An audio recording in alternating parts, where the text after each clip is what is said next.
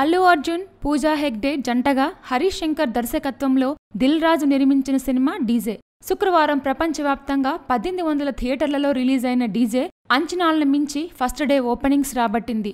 Bunny last super hit movie సరైనోడును మించేలా DJ first day వసూళ్లు రాబట్టింది. సరైనోడు ఏపీ తెలంగాణల్లో ఫస్ట్ డే 14 కోట్ల షేర్ రాబడితే దువ్వాడ జగన్నాథం 25 కోట్ల షేర్ కొల్లగొట్టింది.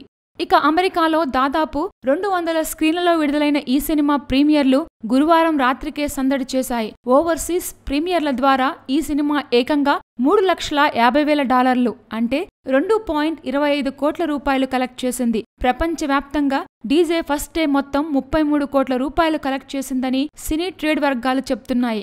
ఇక డీజే ఏపీ తెలంగాణల్లో first day area wise share ఇలా ఉంది.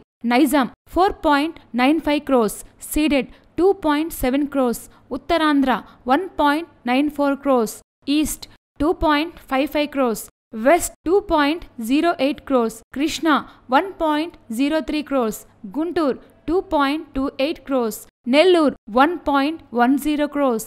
ఏపీ మరియు తెలంగాణ షేర్ 18.63 crores.